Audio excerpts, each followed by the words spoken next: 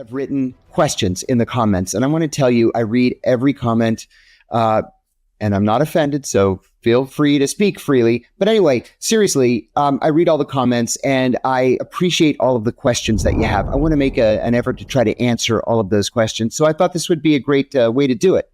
So if you have a question, please go right ahead and put it in the comments. Maybe if you hit the like button, it'll help push it up to the top and make it a little bit easier for it to come to our attention. So here we go.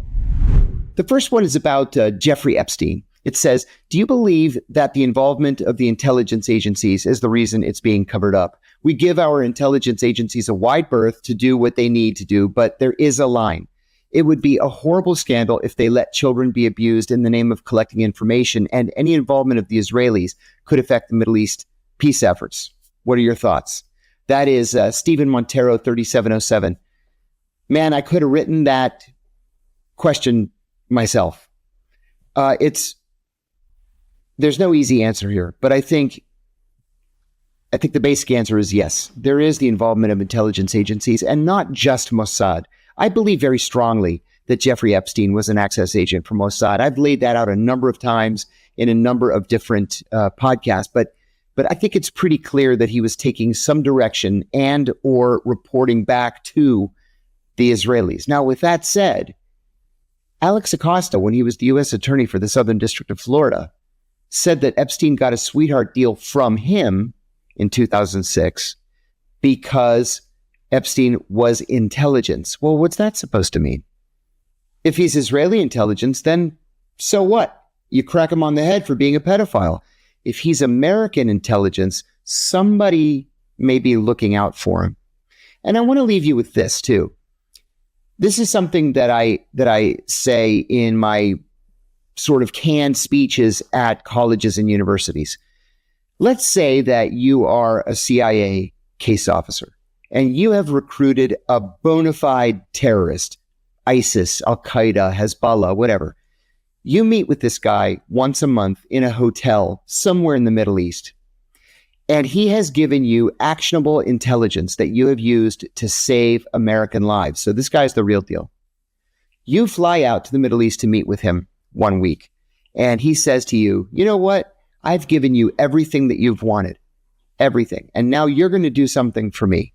You're going to go out and get me a prostitute. And if you don't get me a prostitute, I'm not going to cooperate anymore. And I ask the audience, so what do? Do you get him a prostitute? Let me see your hands. And usually about 90% will put their hands up in the air. And I say, sure, you would get him the prostitute. It's ugly. It's a dirty game. But this is the job that we've chosen for ourselves. What if he asks you for a child prostitute?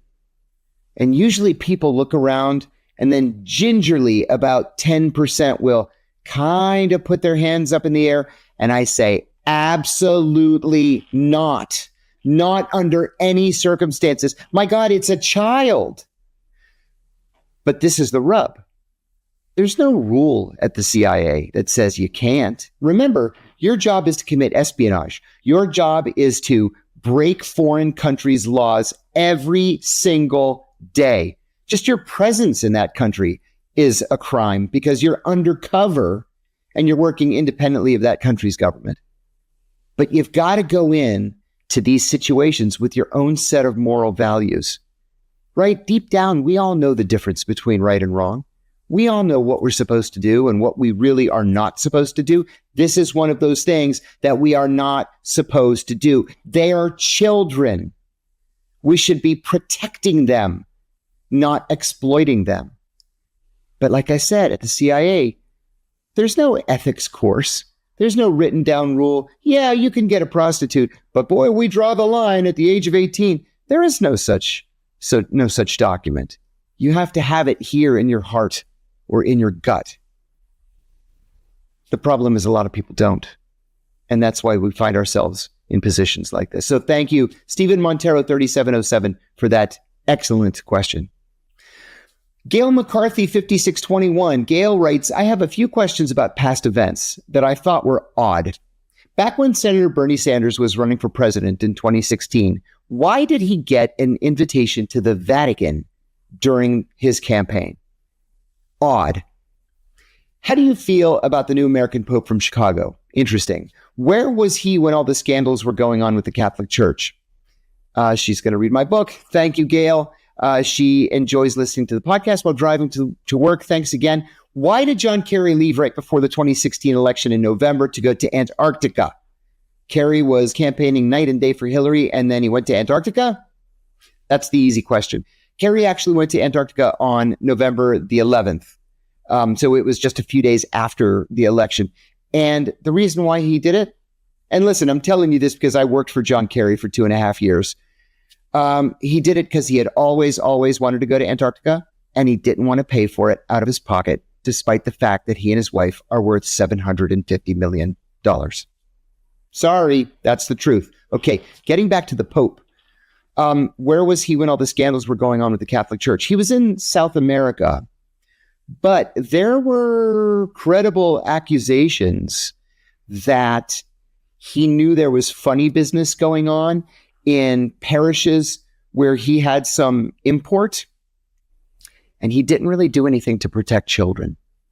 I don't know why that was a story only for one day, the day that he was named Pope, and I hope more comes out. He has apologized for his lack of helpfulness to children who were exploited by priests in the Catholic Church. I think it's kind of cool that he's American and that he's from Chicago, and there are people that knew him as a kid and hung out with him, and his brother lives in Chicago and his mom's in Chicago. I think that's all cool, but he's going to have to do the right thing for these children. Why was Bernie Sanders invited to the Vatican in 2016? Why indeed? Bernie Sanders is a non-practicing Jew, and he's got no connection to the Vatican. So why the invitation? And then even more so, why would he accept the invitation and go to the Vatican in the middle of the campaign? Unless the Vatican believed that Bernie had an honest to God chance of winning the nomination. I mean, a lot of us wanted to believe he had a chance of winning the nomination, but there was no way Hillary Clinton and her cronies at the DNC were going to let that happen. But I wonder if it's something so simple. They thought, he might win this thing, so we ought to do the right thing and invite him out here. I think I'm going to go with that until I see evidence that it was something a little more nefarious. Chow Tefu 9856 asks, why trust Eric Prince? I have my own reasons, but what are yours? Seriously, right?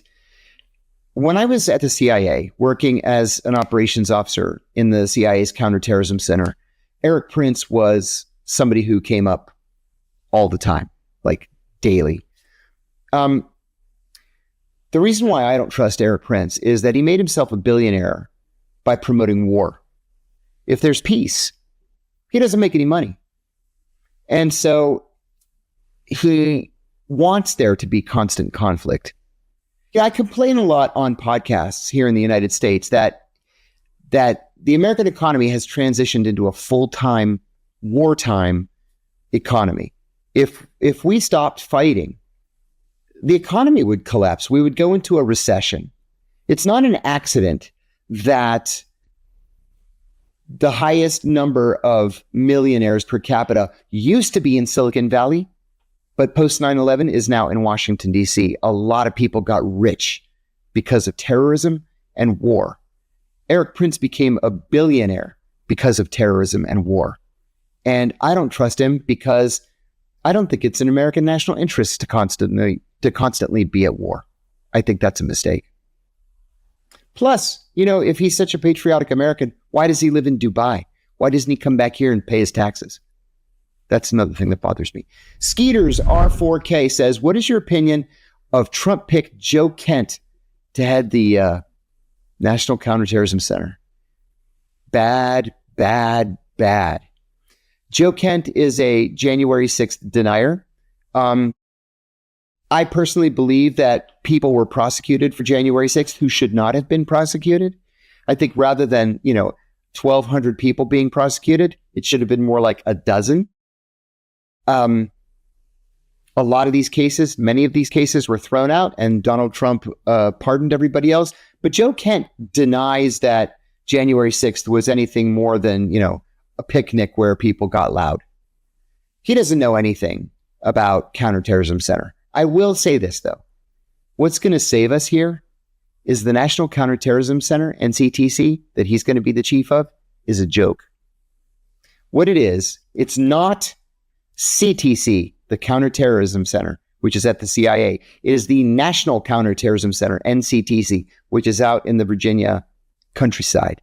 It is an analytic group made up of all of the agencies that make up the American intelligence community. So it's a bunch of nerds, I used to be one of them, who sit in their cubicles and think the big thoughts, at least they can't do any damage. So there's that. Doc of the World says, huge respect and appreciation. Thank you very much, sir. Can you make an episode about the situation in Syria? I am Syrian, and I firmly believe that the new president of Syria is a CIA asset. Maybe. I wouldn't be surprised. He goes on to say, in fact, I have a theory that he was recruited during his time in Iraqi prisons under the management of the U.S. Army there. Also true. The U.S. Army did manage the American prison system in Iraq. The fact that President Trump speaks about him with such neutral or even supportive language compels me to think that he's definitely on the books as an asset for the agency. Do you think that my hypothesis is crazy or far-fetched? I do not. I think there's wisdom in your theory. Now, of course, we're never going to know. We probably will never know if he is a recruited and paid asset of the CIA. But my God, this all looks so friendly and so chummy and so perfect, right? This guy came out of nowhere, used to be ISIS, used to be Al-Qaeda, and the U.S. says, oh, no, we like this guy. We're going to take this guy. And, and by the way, we're going to lift all sanctions immediately. Come on. It's not how the world really works. So why did it work like that here? He goes on to say, one of the things I read about him is that when there's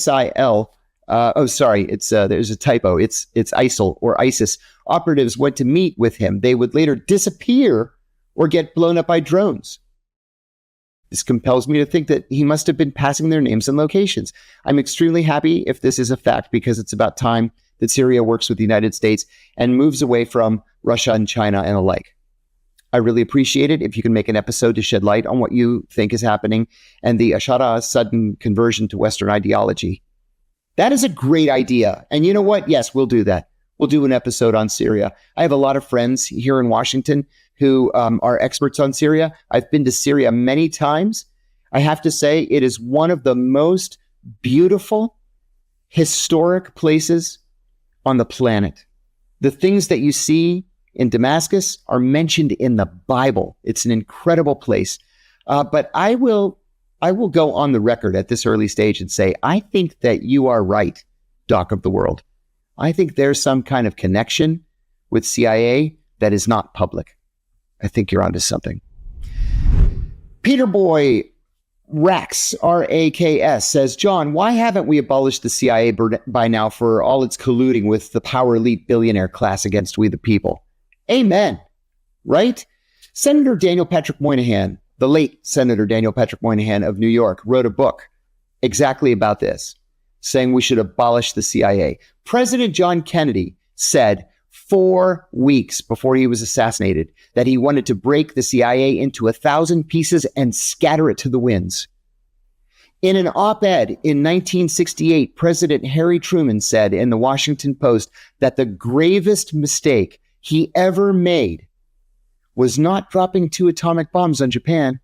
It was creating the CIA. And in his final speech as president, President Dwight D. Eisenhower warned us that the CIA and the military-industrial complex were going to bring down our country. We haven't abolished the CIA because the CIA is now so popular on Capitol Hill. It is so powerful. It is so intertwined with everything that we do as a government that it would be virtually impossible to do away with. We should do away with it. And besides the fact that we should do that on moral grounds, its work is duplicative. State Department does analysis in the Bureau of Intelligence and Research. The Defense Department does source recruitment in Defense Human Services. DARPA and NSA do science and technology development and signals intelligence, just like the CIA's Directorate of Science and Technology. We just don't need a CIA, but I'm afraid it's here to stay. Jim Billy Ray Bob says the system is going to collapse no matter what is done. The elites all seem to believe our current system and pseudo-democracy has run its course. The only question then is what comes afterward? What new system and who's in charge? I don't even know what to say to that. I think you're correct, Jim Billy Ray Bob. I fear what comes next. Thomas Jefferson once said that every so often the tree of liberty must be watered with the blood of martyrs. Those are very strong words. But I wonder if we're heading in that direction for the first time in 80 years? 160 years. I wonder if that's the road we're going down. You're right. We do have a pseudo-democracy. The current system is broken. Other democratic countries make fun of us for the system that we have. It just simply doesn't work. And who's in charge is going to be anybody's guess. LJ1066 says, "Yay, I'm so glad you have a channel on YouTube now. Thank you for that. Never a dull moment with Kiriakou. Thank you for that also. Wish I could monetize it. Is your show going to discuss what is going on with Xi Jinping? I would love to know your perspective on what him being missing for weeks means." I talked about this on a previous episode recently, like in the last couple of weeks. Xi Jinping, the premier of China, is missing, at least by my definition of the word. He hasn't been seen in public in weeks. But I answered this question on this earlier episode by telling a story. My first station chief in the Middle East had joined the CIA from the State Department, where he was a security officer in the Bureau of Diplomatic Security. And in 1976, he went with Henry Kissinger, the Secretary of State and National Security Advisor, to China to see Mao Zedong. As soon as Henry got off the plane, my boss said, he told the Chinese, "I need to see Mao. I need to see Mao. I need to see Mao." At every opportunity, "I need to see Mao." And the Chinese kept saying, "You'll see Mao. He's not ready to see you yet, but you'll see him." Well, they went through 3 days of silliness. They went to a museum. They got a tour of, this palace and Tiananmen Square. And at every opportunity, Kissinger kept saying, "I need to see Mao. I need to see Mao." Finally, a couple of hours before they were scheduled to leave, the Chinese told Kissinger, "Mao is ready to see you." They escort Kissinger and my friend into this room that had a drapery that ran the entire length of the wall. There was nothing else in the room. He said they opened the drape, and there's Mao, and he's laying in a bed, and he's obviously dead. And the Chinese said that Mao was sleeping, but Mao wanted them to know that he's aware of the visit, and he's sorry he can't talk because he's sleeping. My friend whispered to Kissinger, "He's dead." And Kissinger whispered back, "Don't tell anybody." So they flew back to Washington. Kissinger immediately went to President Ford and said, "Mao is dead. We saw his dead body laying in a bed." It was another 3 weeks before the Chinese finally came out and said, "Mao died. He just died a minute ago, but we're going to celebrate the life of Mao."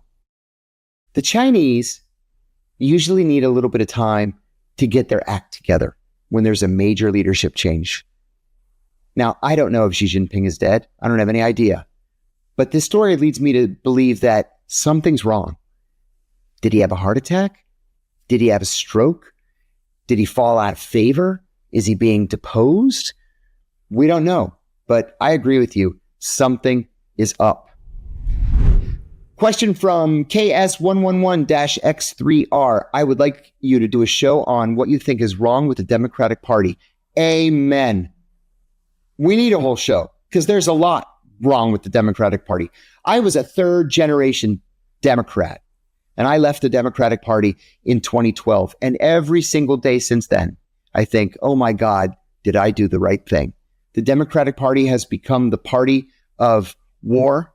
It's become the party of the Pentagon. It's become the party of support for Zionist expansionism.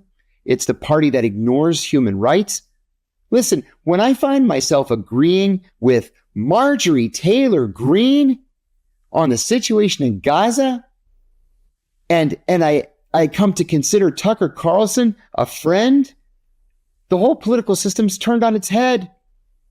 And unless the Democratic Party gets back to being Democrats, I just don't see success for them in the near or medium term future. Let's do a show about that. So I want to close by saying this.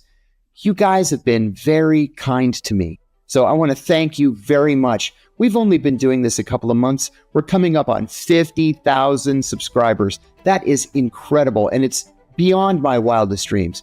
So please help us to continue this. We can continue if people like and subscribe. It really means a lot to me.